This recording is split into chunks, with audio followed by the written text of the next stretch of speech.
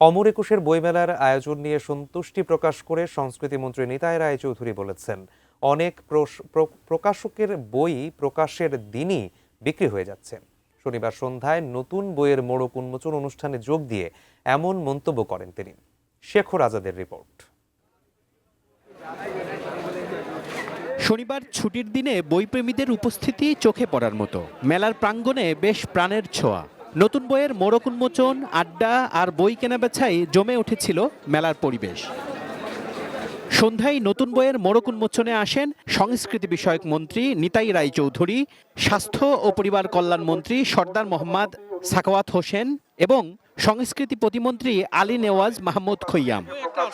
এবারের মেলা নিয়ে পাঠক প্রকাশকদের যতই হাহুতাশ থাকুক, মেলার আয়োজন নিয়ে সন্তুষ্টির কথাই জানালেন সংস্কৃতি মন্ত্রী। এই রমজান মাসেও ইফতারির পরপরই এবং সারাদিন এখানে তারা ভিড় করছেন, তারা বই কিনছেন।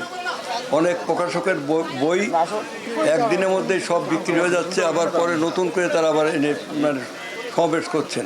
লেখক, পাঠক ও প্রকাশকরা বলছেন, রমজান মাসে স্বল্প পরিসরে হলেও অমর একুশে বইমেলার আয়োজনটাই বড় স্বস্তির। বইমেলা ঘিরে পাঠকদের আগ্রহও তাদের আশাবাদী করে তুলছে। সারা বছরই কিন্তু আমরা একটা আশা বা প্রত্যাশায় থাকি যে মেলাটা হবে, মেলাটা শুরু হলে আমাদের বই প্রকাশ হবে, প্রকাশক একটা উৎসাহের মধ্যে থাকবে। আর শেষমেশ যে প্রাপ্তিটা আমাদের এই বছর আমরা মনে করি যে অনেক বাধা বিপত্তির পরেও মেলাটা অনুষ্ঠিত হচ্ছে, সেটাই আমরা অনেক খুশি। এবারের মেলায় যেটা হলো কিছুটা ভিড় কম, যার কারণে হলো মেলায় স্বাচ্ছন্দ্যে ঘোরাফেরা করা যাচ্ছে।